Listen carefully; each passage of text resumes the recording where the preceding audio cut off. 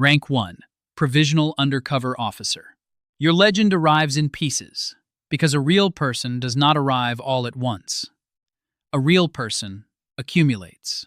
So, they build you the same way. First a name, then a social security number with a real paper trail behind it, then a backstory dense enough to survive an internet search, but not so brittle that one unexpected question snaps it clean in half.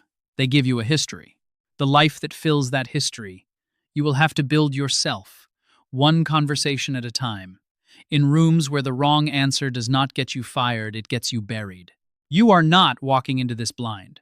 There were months before this moment psychological assessments conducted by people who never identified themselves as assessors, scenario exercises, in controlled environments, a staged interaction with an asset who may or may not have been an actor, during which every micro-expression on your face was cataloged by someone you never saw. You were selected because something in your background mapped cleanly to the target environment. A language, a family history, a face that does not read as federal when it sits across a table. You pass the point where most candidates quietly fail and get redirected towards something safer. Now you are here, at the entry level of something that has no official floor plan, holding a name that is not yours, and a cover story you have been rehearsing in the mirror for 3 weeks. Your first assignment is deliberately small. A peripheral contact, someone adjacent to the network, not central to it. You are not expected to penetrate anything yet. You are expected to be convincing for 90 minutes in a bar, to give a plausible name and a plausible reason for being there, and to walk back out without anything unraveling. Your handler is parked 2 blocks away. You are wearing a wire beneath a shirt you bought, specifically because it fits loosely. The coffee in his car has gone cold by the time you push through the door on your way out. The debrief happens within 24 hours. Your handler takes notes on a yellow legal pad and does not tell you that you did well, because performing well is not the metric at this stage sustainability is. You drive home to your real apartment, your real name on the mailbox, your real reflection in the bathroom mirror. The transition back feels asymmetric in a way that surprises you. Not painful exactly. More like stepping out of warm water into air that is fractionally too cold. You reach for your phone to call someone who would understand what you just walked through, and then you stop. Because that person does not exist inside your current life, and building your current life is the whole assignment. You say your real name out loud before you go to sleep. Not because you are afraid of forgetting it, because you want the small, concrete confirmation that it is still there when you need it. Rank 2. Active Undercover Officer. The peripheral work is behind you. You are embedded now. There is a real apartment in your legend's name, in a real neighborhood close enough to the target community that running into people is not a risk to be managed but an outcome to be deliberately cultivated. You have a daily routine. You have a cover job that actually functions. You go in, you complete the work, you receive a paycheck in your legend's name, because a fabricated job collapses within weeks under scrutiny, and this operation is architected to run for significantly longer than that. Handler contact drops to once a week. The first time that reduction is communicated to you, it registers as more significant than you expected, not because the operational danger increases, though it does, but because the handler's voice had become the one clean frequency in a field of manufactured signals. Once a week, in a parked car or at a payphone that still takes incoming calls, you recite what you have observed, and for those 15 minutes, you are entirely and uncomplicatedly yourself. Then the call ends. Then you go back. The real work at this level is not evidence collection. Evidence is a byproduct. The work is trust, and trust requires time. And time requires consistency. And consistency requires you to be the same person in the same way every single day, regardless of what is happening to you internally. You cannot be visibly tired. You cannot let the wrong thing cross your face when a name is mentioned that should register as nothing, but does not register as nothing. You learn to manage your responses the way a surgeon manages their hands, with deliberate, practiced stillness that reads as effortless from the outside, and extract something real from the inside each time you use it. There is a man inside the organization, not your primary target, someone adjacent, someone who could become operationally significant later. He invites you to his daughter's birthday party because he is the kind of man who measures trust through inclusion. And you go, because declining would introduce a social irregularity you cannot afford. You sit in his backyard and watch his kid run through a garden sprinkler. And you say the right things at the right moments. And you laugh in the right places.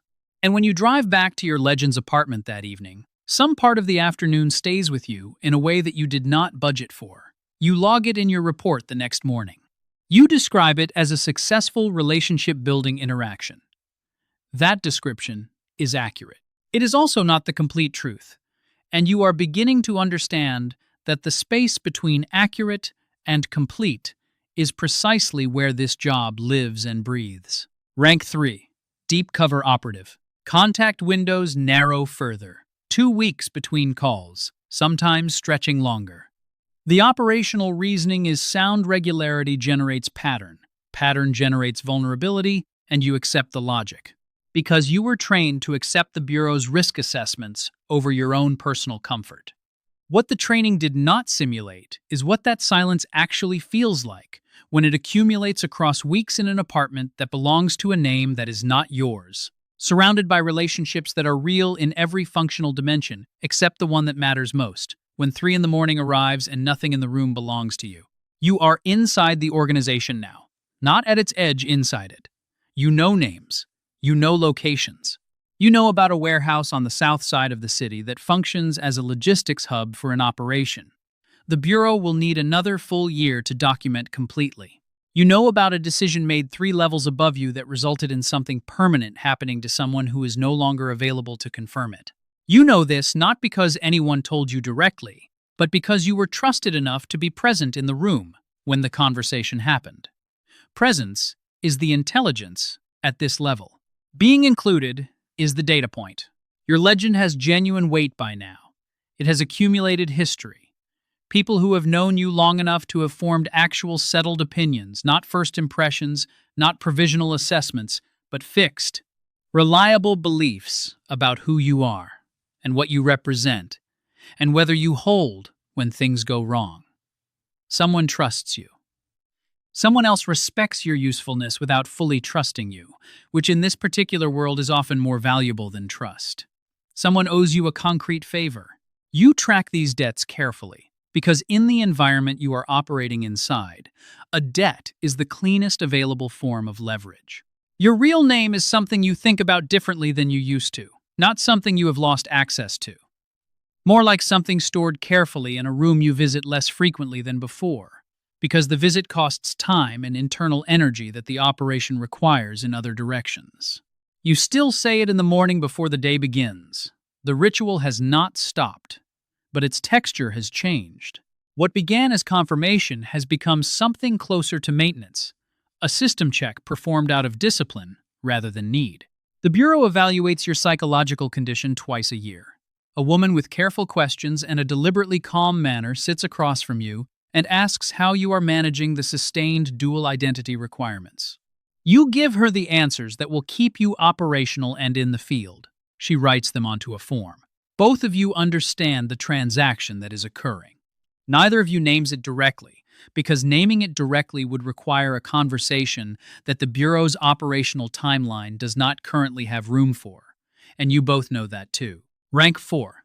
Senior Deep Cover Operative. You are inside the room where decisions are made. Not the innermost room, there is always another room further in. In any organization sophisticated enough to be worth the Bureau's attention, but proximate enough that the men making those decisions know your name, rely on your read of situations, and have incorporated you into the social logic of how the organization functions. The name they know belongs to someone who does not legally exist, that has stopped feeling like a relevant distinction. Extraction is technically available at this rank. In practice, it is initiated for almost no one at this stage, because removing you now would cut a thread running through the structural center of a network the Bureau has spent years attempting to fully map and understand. That thread has an assessed value exceeding the cost of maintaining your current operational conditions. You understood this before you reached this level. What you did not fully understand was how it would feel to be the thing being assessed, rather than the person conducting the assessment. Your sleep has been broken for long enough that broken has become your baseline.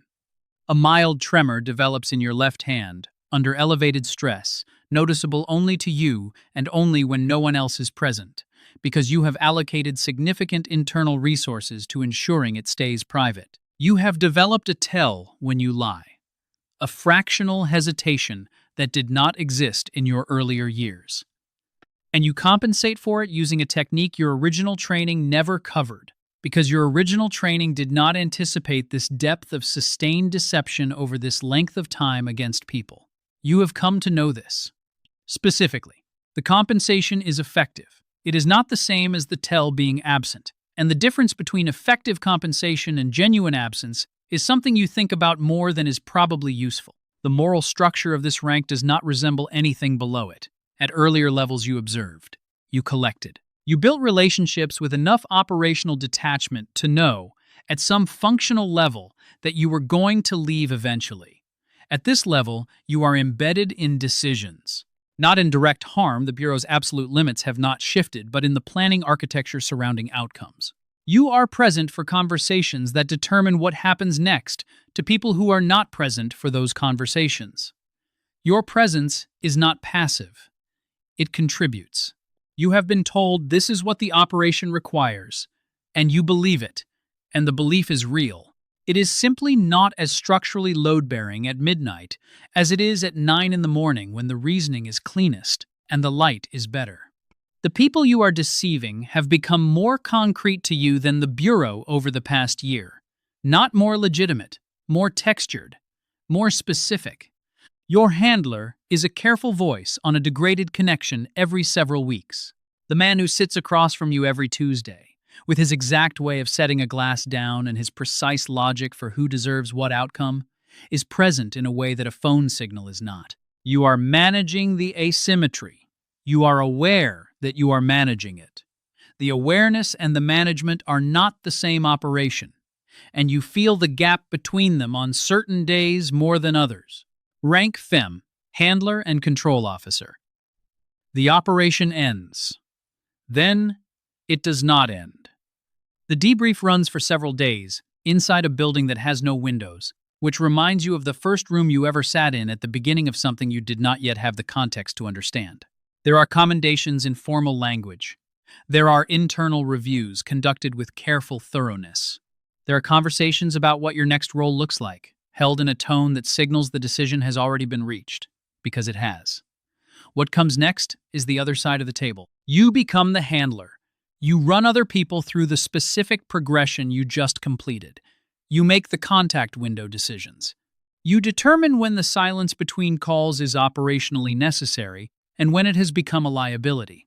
You are the voice on the degraded line now, calling in from outside a life that someone else is living, trying to keep them stable and functional and useful enough to complete work whose strategic value was calculated by people neither of you will ever sit across from. You are exceptionally good at this work. Of course you are. You understand the full interior of your operative's experience, in a way that handlers without fieldwork at this depth cannot access from training materials alone.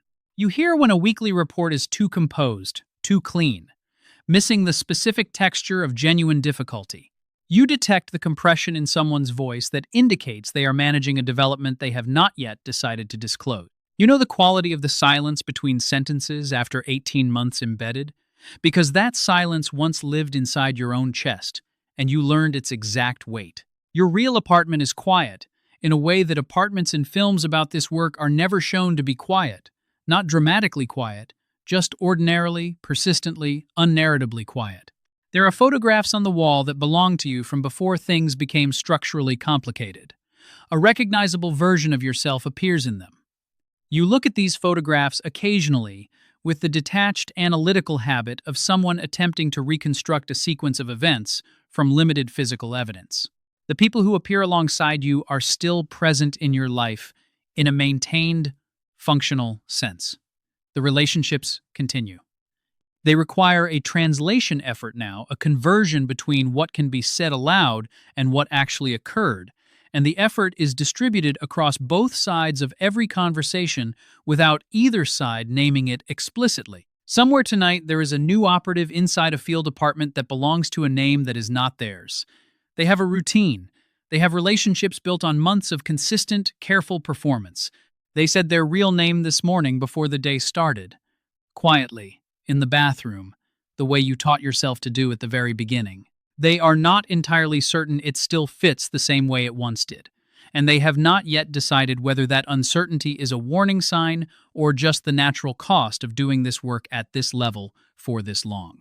You remember that specific uncertainty. You remember the quality of the confidence you carried at the beginning, the belief that you were precisely built for sustained dual identity, that the division between your real self and your operational self would never reach deep enough to extract anything permanent, that the version of you that entered the work would be recognizably intact in the version that eventually came out the other side. That particular confidence was the most expensive thing you ever owned. You paid for it slowly, in increments small enough that no single payment felt like much, across years during which the total was quietly becoming something you would not have agreed to all at once at the beginning. You pick up the phone. You dial the contact number from memory.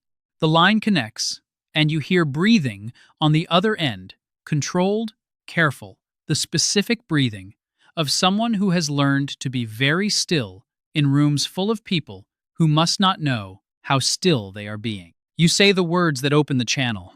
You wait. The operative begins to report. It continues. It always continues. That is the part they do not put in the commendation.